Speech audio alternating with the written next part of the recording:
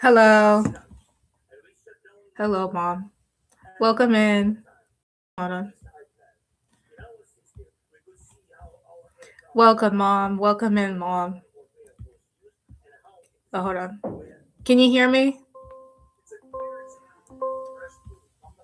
Can you guys hear me good? You're welcome, Mom. Welcome in. Yes, very good. Okay. Am I too loud on here? Too loud? Or just very good?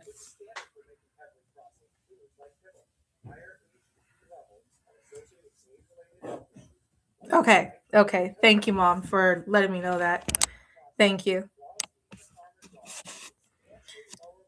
Okay, so I'm live now. Basically, it's the same thing like yesterday. I go on live every day just to debate or talk about the Lord, or if there's something that you would like to say that's nice, and just talk. Um, I will be working while I'm live, so I'll be working um, right now the same time I'm on live. So if you guys have any questions or anything, or if there's something you would like to debate on, feel free to comment and let me know. But right now, and this is going to be every single day I'll be live. When every single day when I get live, when I get to be on live, um, I will be working. So it's not that I'm not paying attention. I'm working and then being on live at the same time. You know what I mean? So if you guys have anything to say at all, just let me know and you can comment in the chat. Thank you very much. And I'll be live for a while.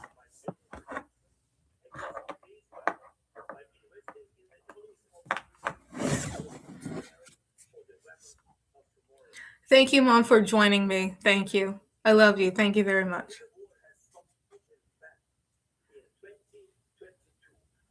Thank you. Thank you.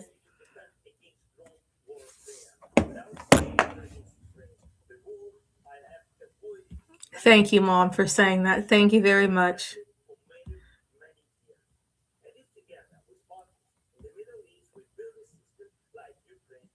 I love you too. Thank you. Love you too, Mom. Thank you.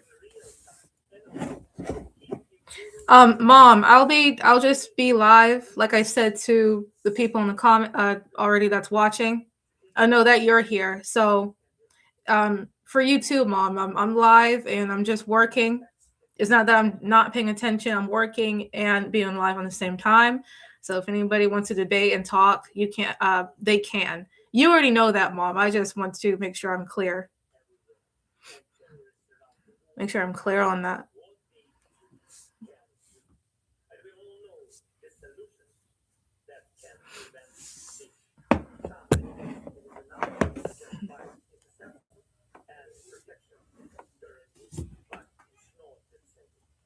And please excuse me, I didn't eat lunch yet, so I am eating breakfast for lunch. So please excuse me if that's showing too much. So I had to eat lunch.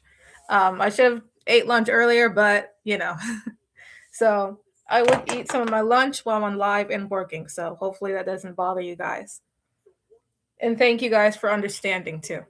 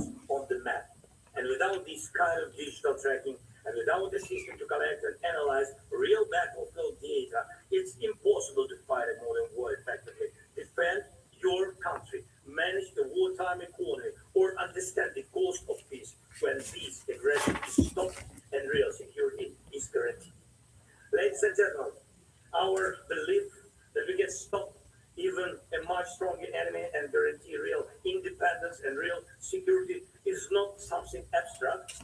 Ukrainians are practical people, very practical. Ukraine is the best place today to produce drones, to develop technology. It's also one of the best places to produce artillery and to test what really works in weapons and in tactics. Ukrainians are creating new ways to protect their life on the battlefield, in our cities, villages, in our infrastructure, at sea, in the sky. And we didn't become this technological by chance.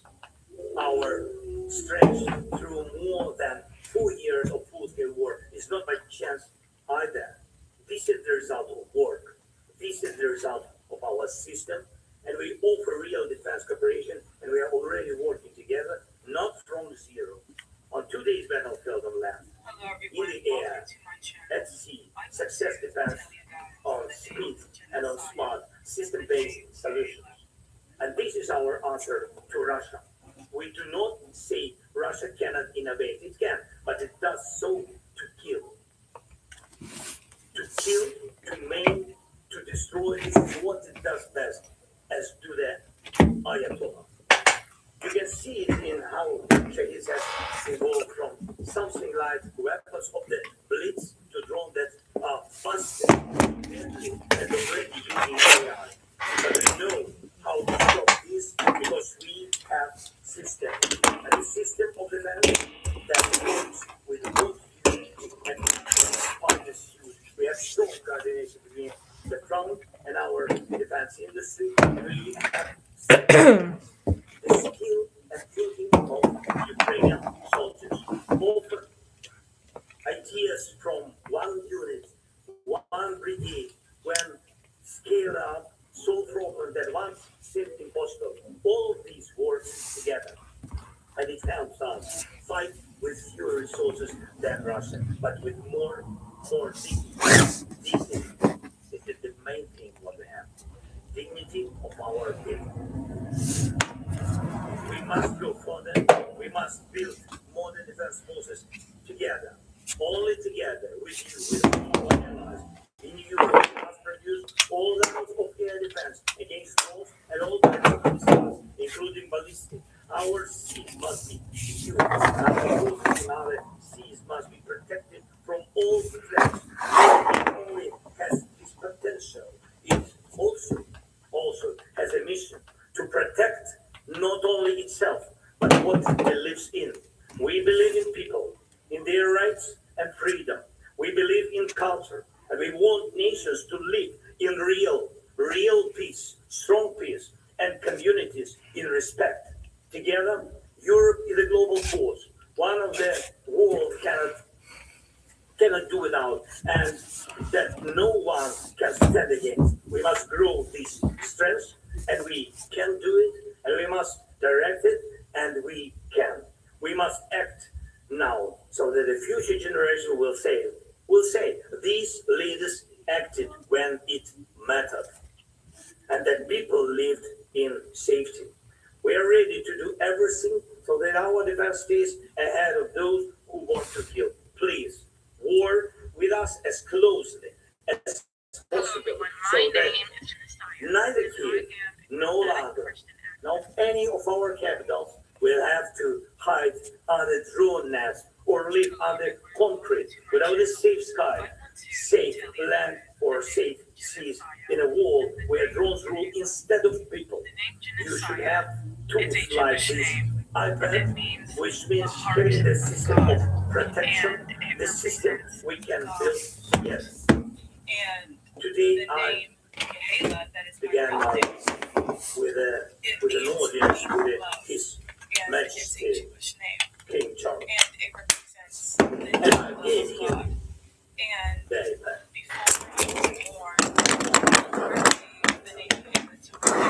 really like this, as a sign of respect and gratitude, and to strengthen our cooperation with the United Kingdom, with your great country. Thank you so much.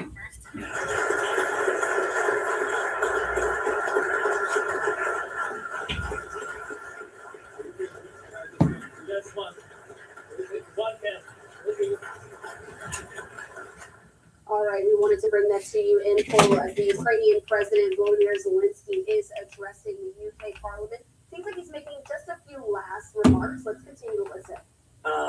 And His Majesty asked, me if I had another one iPad.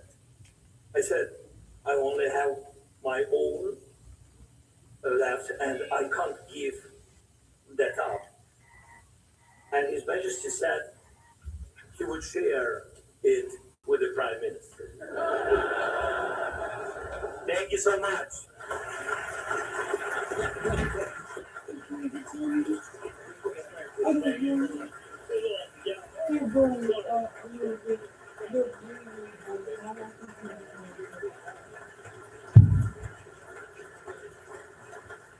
All right, as you see there, we were listening to Ukraine's President Volodymyr Zelensky as he's addressing the UK Parliament, standing there beside the Prime Minister in the United Kingdom, Keir Starmer, as well. And so this was a very high-profile meeting that we were waiting to see and waiting to hear some of these remarks on the back end. But according to the Associated Press, Ukrainian President Volodymyr Zelensky today sought support from the UK Prime Minister. This is at a time when the Iran war has now revived, has sort of robbed U.S. broker talks to end Russia's invasion of Ukraine. And so that conversation was happening simultaneously with a conversation happening overseas as well. NATO's chief has also been present for those talks there in the UK. President Trump also speaking out today about NATO. I'm going to put this up on your screen. Is there from his Truth Social site saying this, that the United States has been informed by most of our NATO allies that they don't want to get involved with our military operation against the terrorist regime of Iran in the Middle East. This despite the fact that almost every country strongly agrees with what we are doing and that Iran cannot in any way, shape, or form be allowed to have a nuclear weapon. I am not surprised by their action, however, because I have always considered NATO, where we spend hundreds of billions of dollars per year protecting these same countries, to be a one-way street. We will protect them, but they do not do anything for us, in particular in the time of need. Fortunately, we have decimated Iran's military. Their navy is gone. Their air force is gone. Their anti-aircraft and radar is gone. And perhaps most importantly, their leaders at virtually every level are gone, never to threaten us, our Middle Eastern allies, or the world again. Because of the fact that we have such a great military success, we no longer need or desire the NATO countries' assistance. We never did. Likewise, Japan, Australia, or South Korea.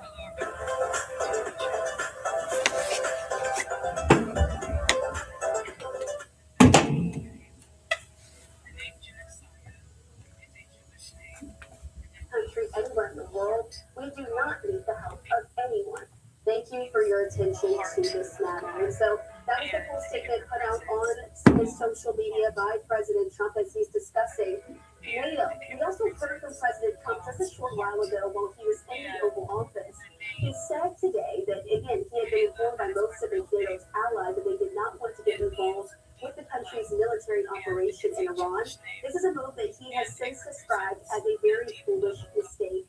Speaking there, President Trump said the NATO countries were supportive of the joint U.S.-Israeli war, which has now entered its third week, although they did not want to get involved. Trump has since called on nations to help police the Strait of Hormuz. This after Iran has responded to the U.S.-Israeli attacks to effectively close the channel for some of those tankers. And so it's a lot to uncover. We also see President Trump there in the room at this luncheon that he's expected to have. I want to take you out live there. Let's see if we're able to listen in.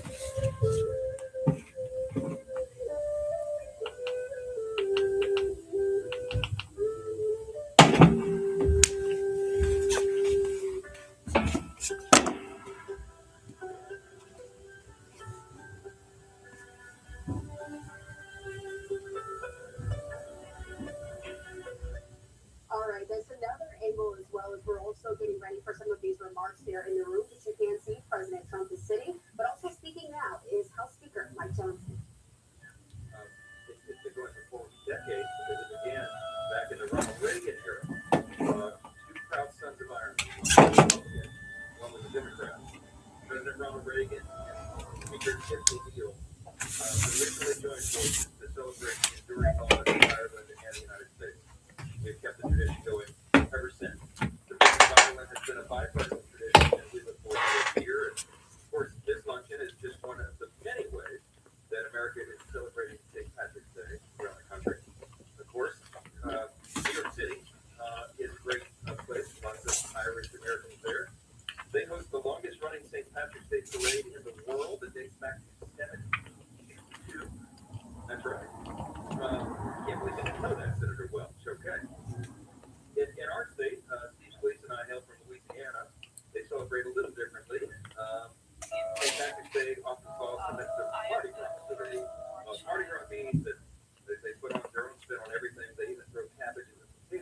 the Mardi Gras floats. In Chicago, famously, of course, they dyed the city's river bright green, and that's always interesting. I'm not entirely sure that's happening again this year because our home secretary has been here when it's ended. But we'll see. We'll see. Now, if you're familiar with this event, you know that speakers traditionally share their stories of their Irish roots and their long lost relatives in Scotland. I unfortunately am not Irish. My folks come from my mother's side, Sicily. So Mike Johnson is so boring. You wouldn't know that, but my maternal grandfather was Nunzio Messina. Okay, I could have been somebody, but it's been Messina. I mean, you know. But anyway, this is my third year hosting, and I've exhausted all my stories. But I do want to say I do have Irish credibility because I married a beautiful Irish woman. Kelly is my wife over here. Kelly, over here.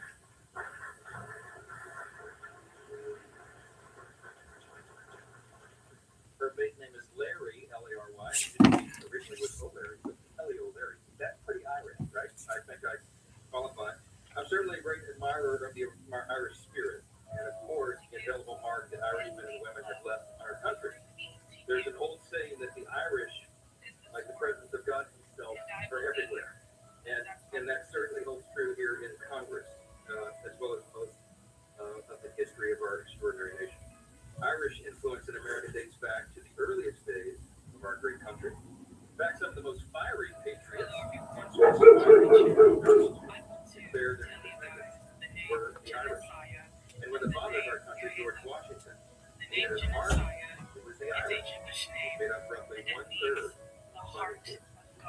Their determined spirit, their love of liberty, was so well known that a top British official said to have lamented, "We have lost America through the Irish." That's perhaps that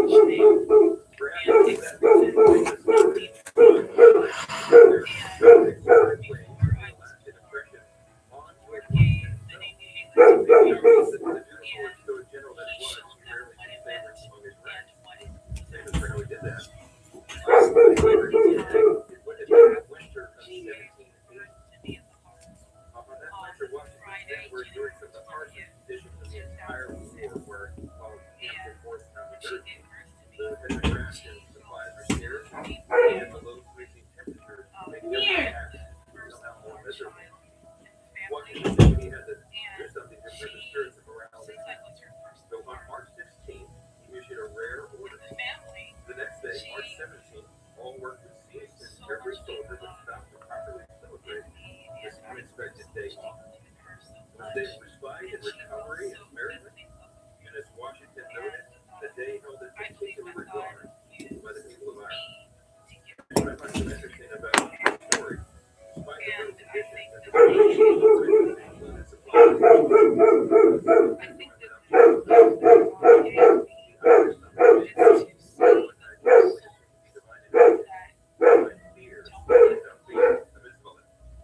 ever since then, we've continued to celebrate Independence Day, and we carry on that tradition here. In many ways, the story of America cannot be told without the story of the Irish here intertwined in it. Your love of freedom, your grit, industrious, and your grounded resilient spirit.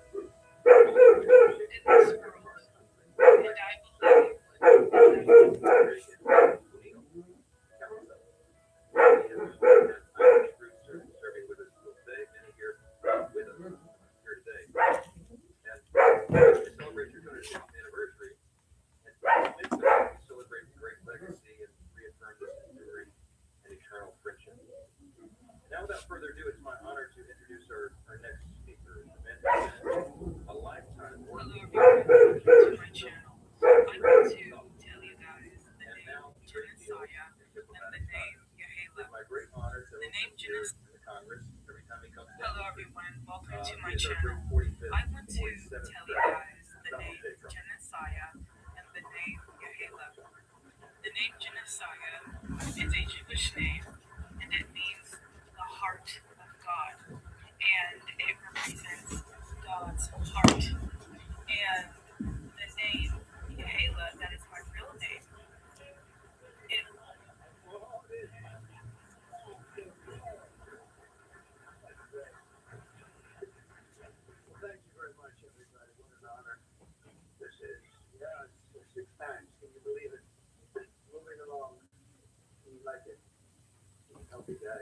Okay.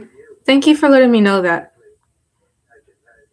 Thank you for letting me know, Mom. Thank you. No worries at all. No worries.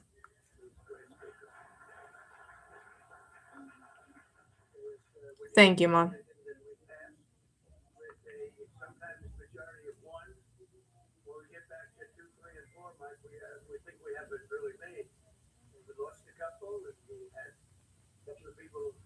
They're in heaven now. They're looking, and they didn't help us with the vote, but we're doing all right and getting things done like really nobody. I think there's never been anything like it. So I just want to thank you. You're doing a fantastic job.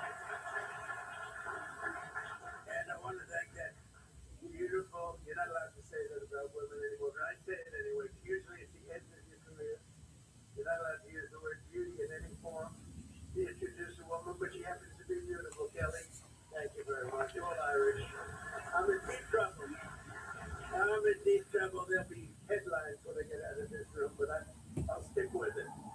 But your family is so incredible. So thank you very much. And to every friend of Ireland in this room today, I just want to wish you a very happy St. Patrick's Day, special day, a great day. And to Chuck, who are a man that I got to know and you mean business, and can tell a story. Nobody can tell a story. And then he said, how did you speak for almost 2 hours a couple of weeks ago at a call? I called State of the Union. I said, you could do it very easily. I guarantee you that. He could do it. So we've had a really great relationship. And Mary, thank you very much. Terrific. Thank you very much. You were so close. Hope you enjoy your stay. Also with us is House Majority Leader Steve Scalise. Steve, good job.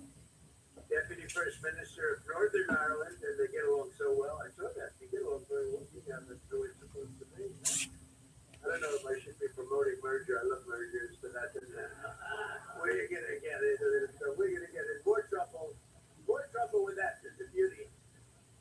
But Emma, Little, and Yali, thank you very much, Emma. Thank you very much. And the ambassador from the Republic of Ireland, Geraldine Byrne, Nation. Thank you, Geraldine. Thank you very much. Ambassador from the United Kingdom, Christian Turner. Thank you. Thank you, Christian. Thank you very much. And the U.S. Ambassador to Ireland, a great golfer. This guy can play golf. He can play golf. Won't you, right? Because you, huh? But Trump's not bad. He's a great player, and he's having a lot of fun over there. What is that for a guy who loves golf? Is that the best location? Can you imagine? Ambassador to Ireland? That's got to be the greatest job in the world. Anyway, have a good time. Have a good time. You're doing a good job. As many of you know, this year we're celebrating something that is very special, the glorious 250th anniversary of America's founding. It's a big deal, and I'm very happy to be here. I wasn't supposed to be president right now. I was supposed to be maybe in Ireland taking it easy, or someplace taking it easy. But I'm president now, and I got the Olympics, I have the World Cup, and I have the 250th year, and we all have it together. And I just want to say that the war is proceeding very, very strongly. We're doing very, very well. Red, knocking the hell out of them, and you have to do that. You can't let them have a nuclear weapon. They were 2 weeks away, in my opinion, 2 weeks away from having a nuclear weapon. Those beautiful, magnificent machines, those B-2 bombers, if they didn't do their job 7 or 8 months ago, they would have had a nuclear weapon, and there would have been no talking to them, no talking at all. They would have used it very gladly, very happily, and you sort of see that by the fact that they were sending missiles, ballistic missiles, powerful missiles to all of their neighbors, and for the most part, they were supposed to be somewhat friendly with their neighbors. They were going to blow the hell out of them, and that was going to be the Middle East, between Israel, the Middle East, and Europe would have been there, and we would have been there. There would have been no stopping. We did a good job, and a lot of people appreciated it. A lot of presidents know they should have done it. It's 47 years of terror. Every time you see somebody with no legs, no arms, a face that's been really so badly damaged, so badly hurt, lives destroyed. 95% chance it came right out of Iran. They loved that bomb. They loved that bomb. And the father of that was, as you know, Soleimani, General Soleimani. And we got rid of him in my first term. And if we didn't get rid of him, I think it might have been a different story because he was a bad guy, but he was a brilliant guy if you like to fight dirty. And he fought as dirty as you can. So we've done something that a lot of people said that other people should have done long before I got here. But it's my honor to do it. And we've had a very big day today. We knocked out things that nobody thought were possible to knock out. Today was a very big day already. As part of this great celebration, we also honor 250 years of cherished Irish-American friendship and 250 years of fierce, proud, tenacious Irish-American heritage. These are incredible people. Oh, I know so many Irish.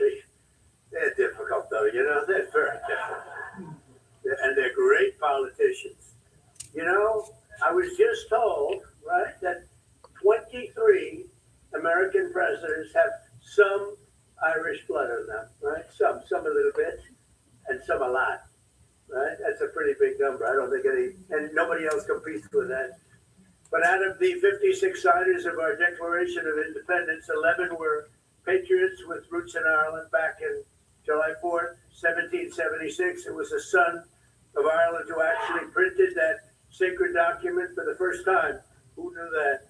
And it was also an Irishman who first read its immortal words to the American public, proclaiming aloud that we are all made free and equal by the hand of our Creator and endowed by God with rights to life, liberty, and the pursuit of happiness that came out of the blood of Ireland.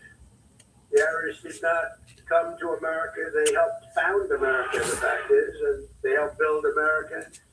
These are incredible people. I know them well. And with a little bit of Irish luck, they helped make America into the most exceptional nation the world has ever seen. And we're doing better. We had to do a little excursion, if you don't mind. A little excursion to take care of nuclear weaponry in the hands of maniacs. But other than that, in a couple of weeks, and won't be much longer, it's moving along fast. We're way ahead of schedule. Did you know that, Mr. Speaker? I'm trying to save a lot of money by being ahead of schedule. We're way ahead of schedule. Nobody would have thought, a great war historian told me today, nobody would have thought you could do that much damage in that little time, 2 weeks. But we're way ahead. But we had prior to that, and really, I guess you could say after that, but prior to that, and it'll bounce back so fast, the oil prices will drop like a rock, and the economy is so powerful, so strong. And, we hit 50,000 on the Dow. Think of that, 50,000. I was told you'll never hit 50,000, not for the first 3 years. Maybe at the end of the fourth year, you might be able to hit it. We hit it in the first year. And we then hit 7,000 on the S&P, and that was even more of a long shot. See, that was a chance that they said you couldn't do that. That was harder than 50 on the Dow. 7,000 on the S&P with that before the end of the first year. And all of those things. And then I said to myself, well, we're doing great. We're doing great. I went to Susie, my beautiful Susie Wiles. There's nobody like Susie. I went to Susie.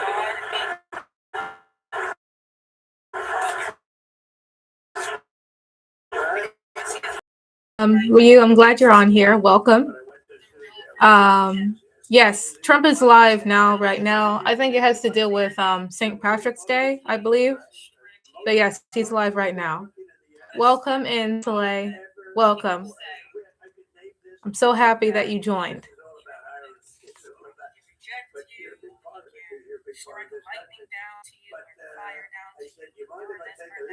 You're very welcome.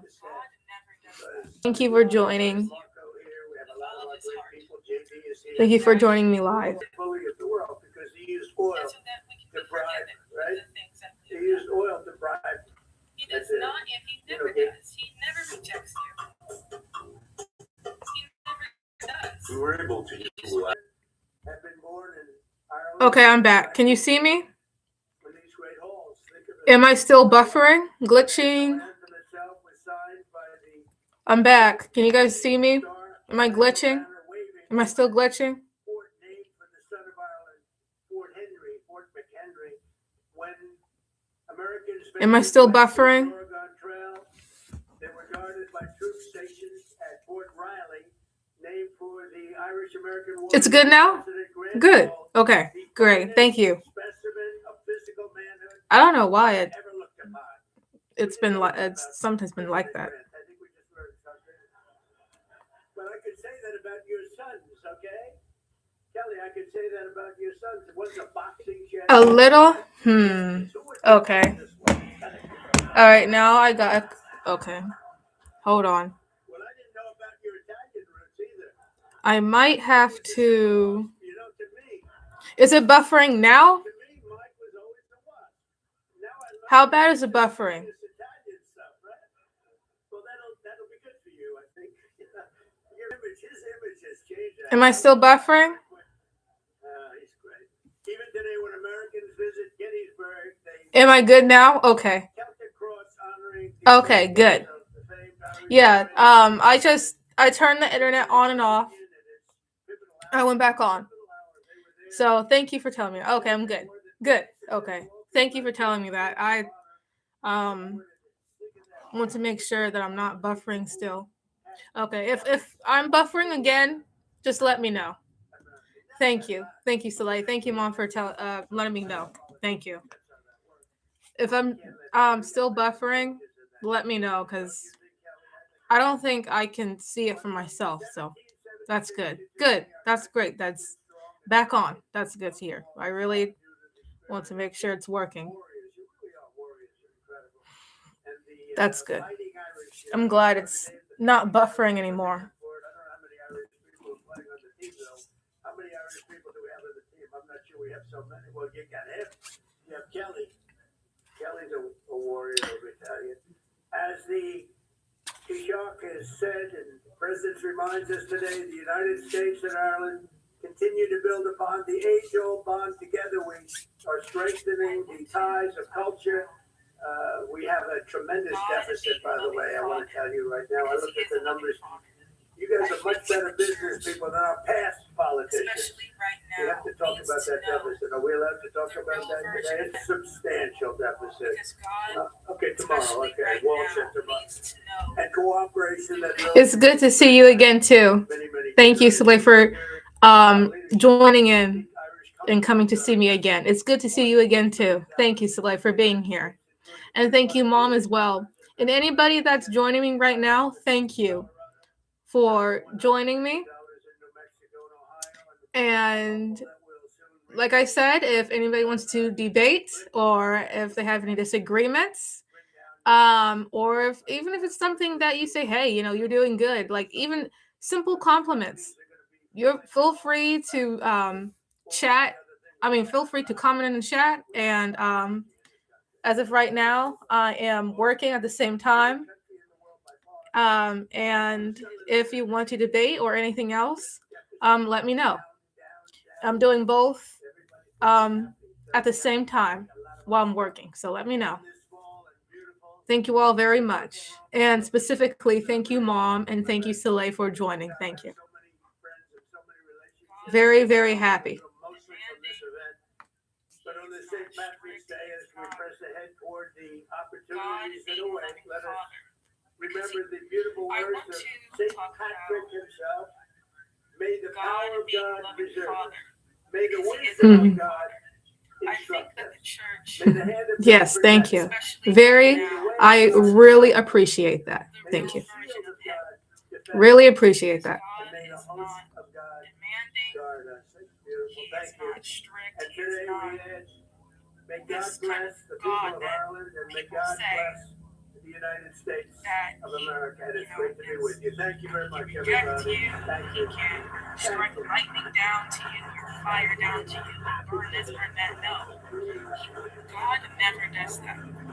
God loves you with all of his heart, and he died for you. And he loves you so much that he took and gave his life so that we can rise up and be in heaven with him. Thank you, Mr. President. And so that we can be Saying that forgiven. my sons are tougher than me, that's really appreciate that on national television. As you say, thoroughbreds make thoroughbreds. Okay, we'll go with that. Mr. President, I am so honored to introduce our special guest, and this is not his first one of these luncheons at Friends of Ireland, and he has been a great friend to us. And without further ado, I will bring up and introduce the Taoiseach himself, Mr. Martin. Thank you so much. Thank you.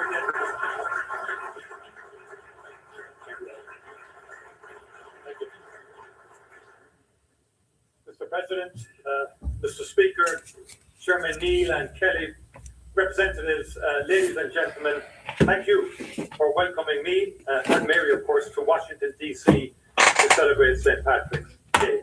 I'm delighted that I'm here today with, of course, Deputy First Minister from Northern Ireland, Emma Little-Pengelly, and, of course, the Secretary of State for Northern Ireland, Hilary Benn, who's also with us. Mr. Speaker, I greatly appreciate your kind words and for hosting this lunch. And may I pay tribute to your wisdom in choosing an impeccable Irish woman with great heritage as your wife, and with a name O'Leary, you have to be from my part of the country in Ireland. But we greatly appreciate your kind words, and a proud tradition. This is its inception back in 1983, as you've said, through the shared vision of President Reagan and Speaker Tip O'Neill. And this gathering signifies the ties that bind our two countries and the bipartisan commitment to peace and reconciliation in Ireland. Almost 250 years ago, this country embarked on a great democratic experiment, one driven by the idea that we all share natural rights to life, to liberty, and to the pursuit of happiness. Those values were eloquently expressed in the Declaration of Independence, signed by three men born on the island of Ireland, and many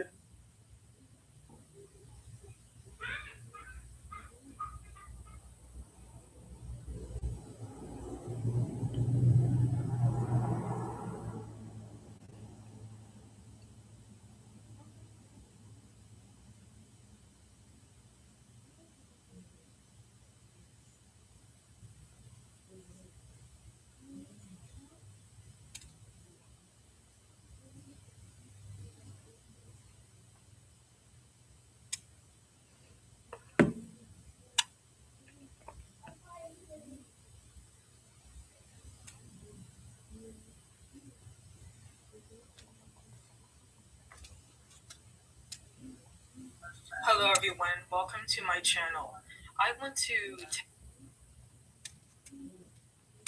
Hello everyone, welcome to my channel. I want to tell you guys the name Genissiah and the name Yahala.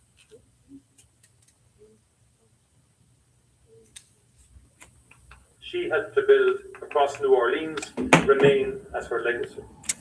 Margaret's grit and determination, her hard work, entrepreneurship and innovation, and her dedication to giving back to her community embodies the best of what it is to be Irish here in the United States and at home in Ireland.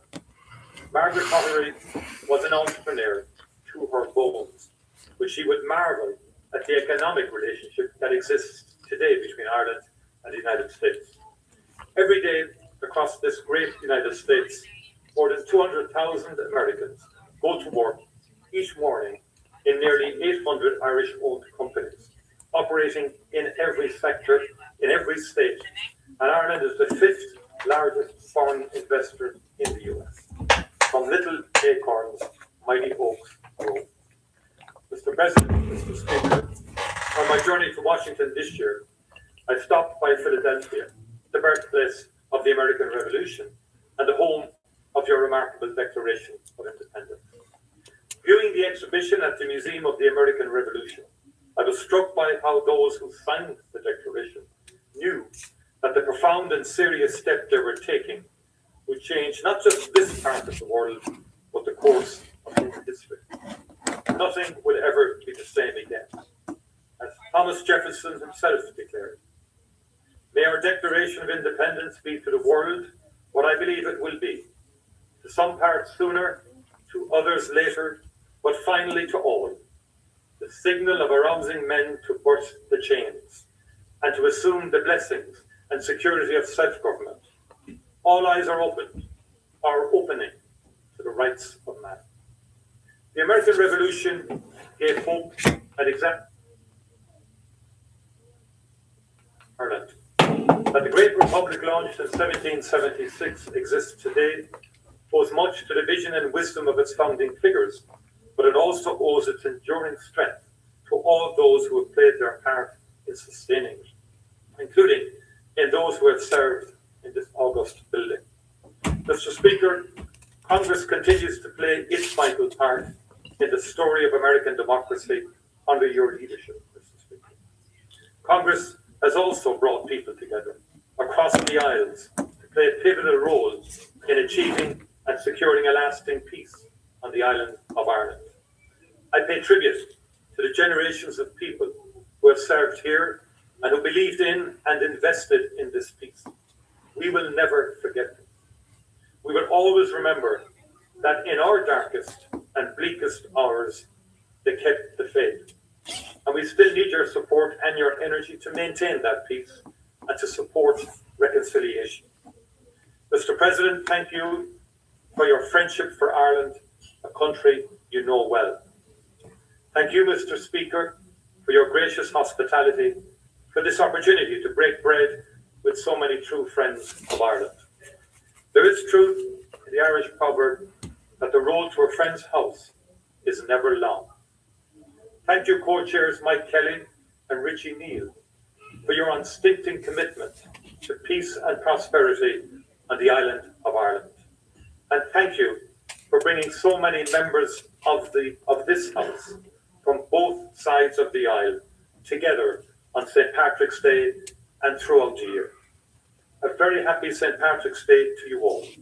As we say in Gaelic, sort of Míle Maithagad agus Bannachtí na Éile Pádraig Org Galéir. Thank you very much indeed.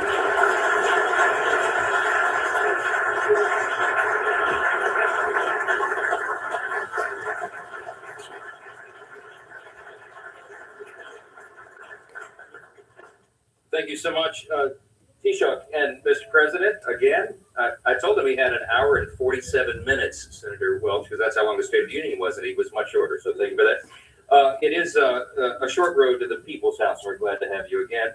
Now, my friends, I get to introduce two musical acts for us today. We're very excited about this. We're blessed to have twice the entertainment today. So the first is a musical very much in the spirit of this historic year for us, the American 250th anniversary, Where Eagles Fly tells the story of one Irish family's difficult journey across the Atlantic here to America. It is a journey of hope, resilience, and faith as they sought to build a new life in this grand new land. Please give a very warm welcome to the performers of Where Eagles Fly. Thank you.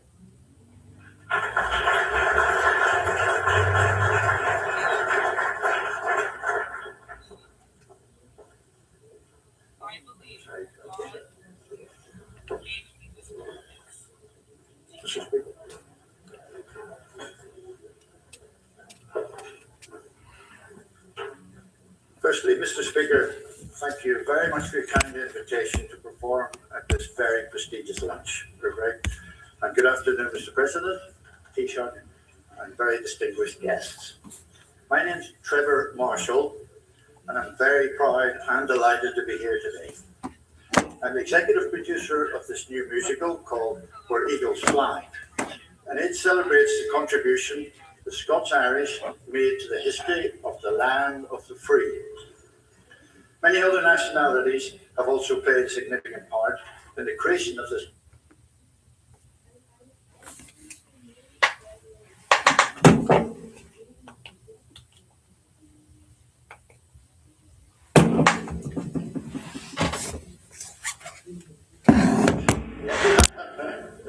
And their story is remarkable. This year you celebrate 250 years. you don't make it easy. The semi-quincentennial, got it, I think, since the adoption of the Declaration of Independence. Many do not realize the impact the Scots-Irish have had in building this great country. The musical is intended to tell their story in a most amazing way. I'm a direct descendant of the leader of one of the first expeditions to America. The Reverend Robert Blair set off with it was 140 Presbyterians in the year 1636, 400 years ago almost. They left a little town called Grimsport near Belfast and fled persecution, seeking freedom to live and worship according to their consciences in the New World. His story inspired this musical. The Scots-Irish are the bedrock of the United States. Their deeds have shaped the nation from the Declaration of Independence to the landings and beyond. They've provided leadership out of all proportion to their members, whether it's politicians, soldiers, business people, inventors, or clergy. And 19 out of 47 presidents claim Scots-Irish roots. May surprise some to learn that the early Presbyterian settlers were responsible for soldiers such as Davy Crockett, performers such as Dolly Parton, business leaders such as Thomas Milne, and of course, many, many presidents, including Andrew Jackson. Now, Andrew Jackson has for a long time been regarded by many as the greatest president in American history. Many now think he's about to be trumped.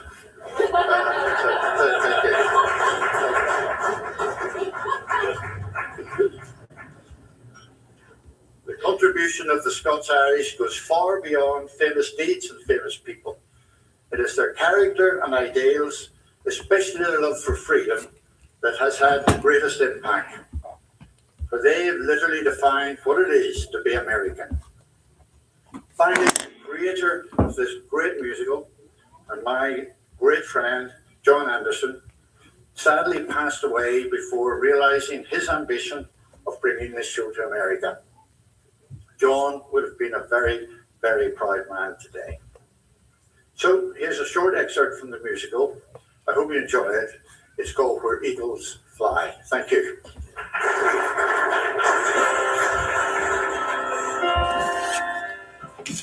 All right, as you see there, we're listening in and watching as President Trump and the Speaker of the House, Mike Johnson, are also attending this Friends of Ireland luncheon that we also heard from the Irish Prime Minister speaking as well. As you can see there, we are going into a musical number. Because of some of those copyright issues, we're not able to air that for you here on Live Now from Fox. But what we are going to do is step away for a quick 2-minute commercial break. On the other side, though, we'll continue on with our top stories that we're following. Leading up to, in just a little while, we are expecting to see and hear from a preliminary vote there in the Senate having to do with the Save America Act. Once that gets underway, we'll take you out to it in full here on Live Now. We're also anticipating that we'll hear from some of those leadership there, the Republican Senate leadership, talking about the Save America Act. The shot is set there in the room. Those folks are expected to step up momentarily. We'll listen out to it when it begins. We'll slide away for a quick 2-minute commercial break. Like, well, I don't feel like God loves me or he might reject me. No. The thing is, you're rejecting God. God wants to be close to you. If he loves you so much more than... Hello, everyone. This is Genissiah, and I also heard the news that also being against Hamas in Palestine, and I also heard the news that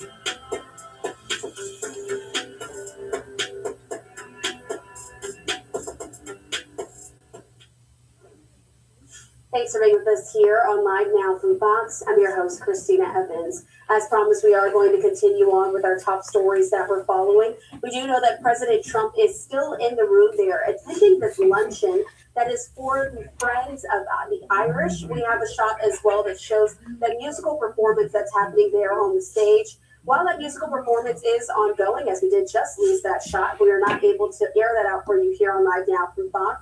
But if anyone else steps up to the microphone to make any remarks there inside of the room, we'll certainly bring it out to you here on Live Now from Fox. In the meantime, though, I want to continue on as we're waiting for this to get underway. There in our nation's capital, we're expecting to shortly, in just a little bit of time, hear from House and GOP leadership and Senate leadership, I should say, as they're getting ready to watch as the Save America Act initial vote is going to be happening in just about 15 or so minutes. Once this press conference gets underway, we'll take you out to it in full. In the meantime, do want to continue on with our other live events that are happening there as the House Energy and Commerce Oversight is now having a hearing on Medicare fraud. Let's listen in. The federal healthcare system so it is efficient and sustainable.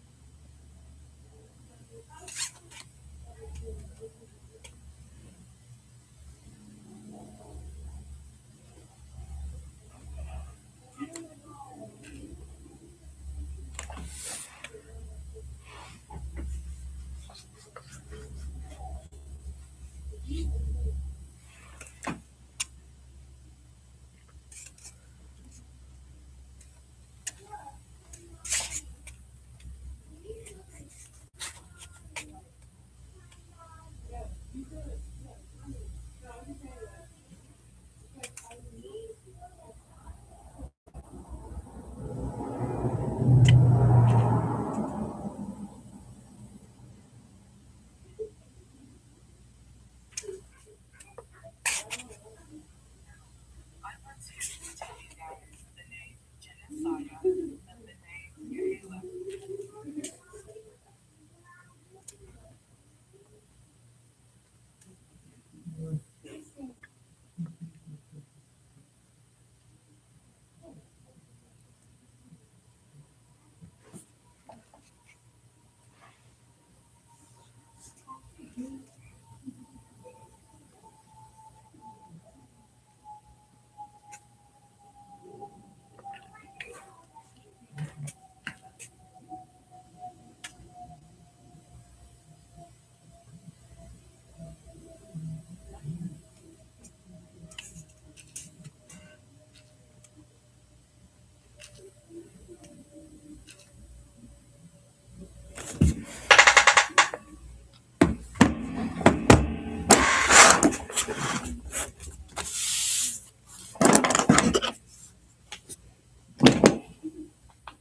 You know, we have behavioral analysis for children with autism. We have those kind of programs. non-emergency medical transportation, the adult use programs, substance use disorder treatment. People who really need those programs because people are robbing the hard-paid tax dollars, and so for example, just last month, a Russian citizen was charged and alleged $3.4 million fraud scheme involving Medicare for durable medical. Today's hearing provides an opportunity to examine how much CMS is strengthening its efforts to detect fraud sooner through fraudulent payments and improved coordination with states and law enforcement agencies. There's also an opportunity to identify reforms that can further strengthen program integrity while protecting access to care for millions of Americans who rely on Medicaid and Medicare. And I look forward to hearing today how we're going to deal with it. And gosh, if you think anything can be bipartisan, it's when people defraud the taxpayer that worked hard for the money, who generously through the programs given to people who are the most vulnerable, and are then taking advantage of it. If you're taking advantage of it, people don't take this seriously. And I was just The gentleman yields. The chair now recognizes the ranking member of the full committee, Mr. Malone, for 5 minutes for an opening statement. Thank you, Mr. Chairman. The Trump administration and congressional Republicans are continuing their crusade of ripping health care away from the American people while they spend billions of dollars on an unnecessary war in Iran that is jacking up gasoline prices for an American public that cannot afford it. From the very beginning of this Trump administration, there's been a lot of big talk. Thank you, Soleil. Thank you. Thank you very much. Oh, thank you. I just it feels really comfortable, and I love the color of the dress a lot, and I love this dress. It's really, really comfortable. So thank you for saying that, for that good compliment. Thank you, Soleil. Thank you so much.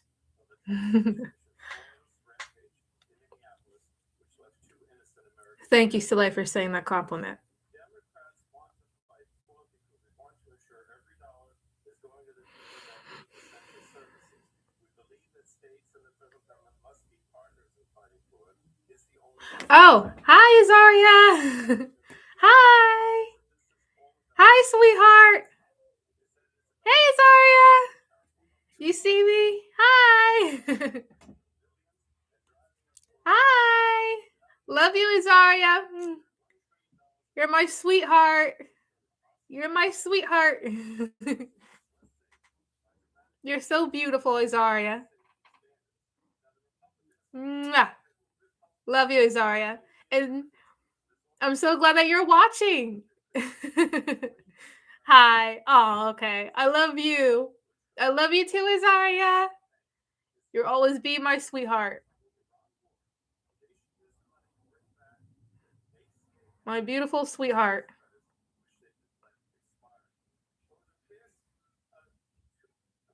I'm glad that you're watching, Azaria. So sweet. I love you, Azaria.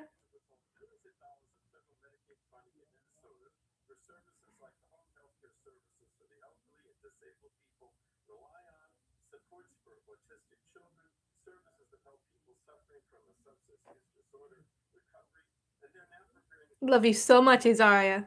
Mwah.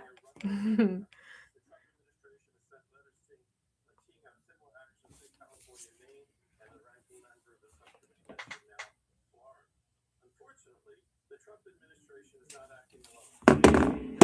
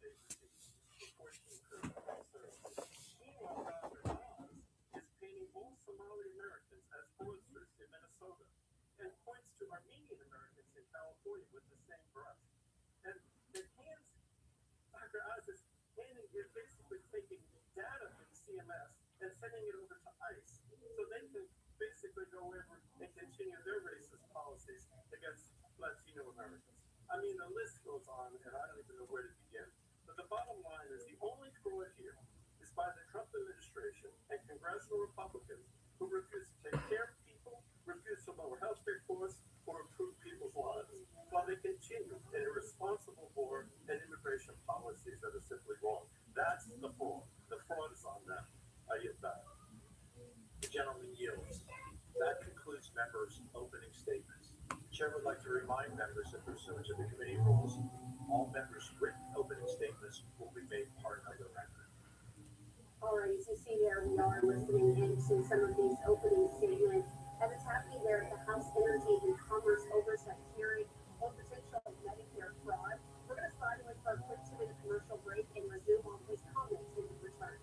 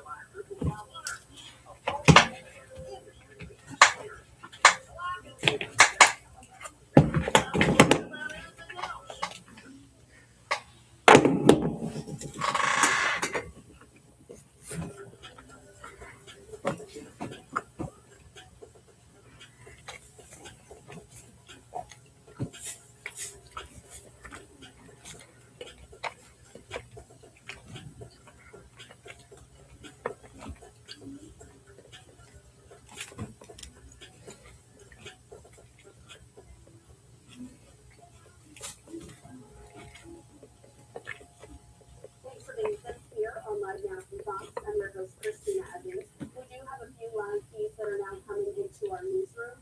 I want to pop this one up on the screen. It just started there as we're getting an update from the IDF spokesperson. Let's see if this is in English.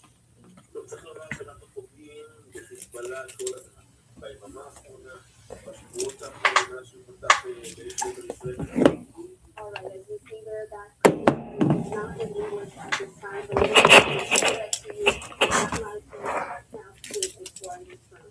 And so as we're watching this, we're also there heading back to our nation's capital as we're soon expecting to hear from GOP leadership there.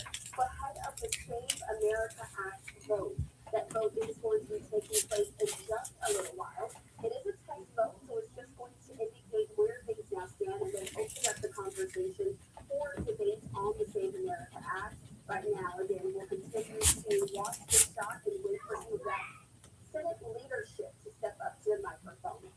In the meantime, I also want to take you out to this. This is one word before we go to a 2-minute commercial break. Listening into the House and Commerce Oversight hearing on potential Medicare fraud with continue to listen. Away from people who genuinely need care. It drives up program costs and premiums, and it undermines public trust in the healthcare system. And that is why CMS is taking an aggressive, data-driven approach to crushing fraud before it starts and stopping it quickly when it occurs. Prevention is our first line of defense. However, based on my 20 years of experience working on fraud, waste, and abuse issues in government, the biggest impact we can make is building strong safeguards into both provider enrollment and beneficiary eligibility systems. This is the central part of CMS's efforts to move away from the pay and chase approach of the past to a more aggressive stop and cop approach. This starts immediately when a provider goes to enroll in Medicare. Using new algorithms, we can compare new enrollees with characteristics of all the bad actors that we previously terminated from the program. We then put these new high-risk providers on an enhanced watch list, monitoring their data between unannounced site visits. Recent efforts in California for 177 newly enrolled hospices resulted in 60% of those being revoked within 6 months and 35% of the remaining ones being subject to corrective action. These efforts help ensure that only qualified, legitimate providers can bill the program, and at the same time, on the beneficiary side, we partner with states to strengthen eligibility checks for enrollees and data matching to make sure that we are protecting taxpayer dollars and preserving the benefits for those that truly qualify. The fraudsters and their tactics are becoming increasingly sophisticated, and CMS must constantly adapt to keep pace. We are investing in advanced analytics and predictive modeling to identify suspicious billing patterns in real time. These findings are used to target our oversight resources on areas of Excuse me. help us identify skin substitutes and other emerging scams. Imperative to our efforts are collaborations with law enforcement and other federal agencies. Through close coordination with our law enforcement partners, we're quickly able to identify credible allegations of fraud, support investigations and data analysis, and take swift administrative action when necessary. In just the last year, our fraud program, or the Fraud Defense Operations Center, has resulted in stopping over $2.1 billion in Medicare payments across over 350 providers and suppliers. I want to thank Congress for their work to safeguard CMS programs and the people they serve. Under the Working Families Tax Cut Act, it included significant Medicaid eligibility and financing reforms, including changes which aim to ensure lawful enrollment and reduce financing loopholes. It also includes provisions to help CMS address concerns about concurrent enrollments and improper payments tied to deceased beneficiaries and providers.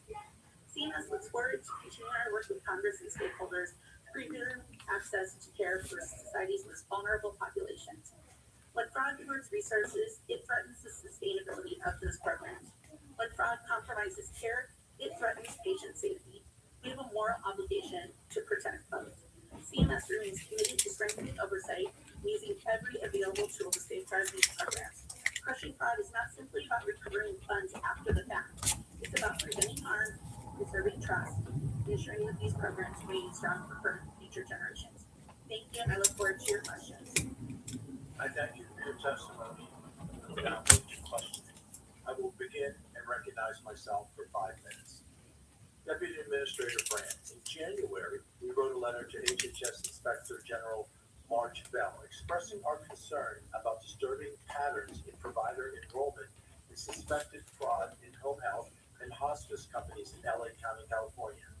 In addition, a recent CBS News investigation of hospice fraud in Los Angeles County also found alarming patterns. I asked unanimous consent to enter CBS News article entitled Revisiting Ground Zero for Hospice Fraud, Los Angeles, California, dated March 10th, 2026 for the record. Without objection for the so ordered. CBS found that 89 hospice organizations were registered to one single address in Van Nuys. In addition, 700 of the roughly 1,800 hospice agencies in LA County triggered multiple red flags for fraud as defined by the state of California. They also found that 42% of hospice companies having multiple red flag indicators are still in operation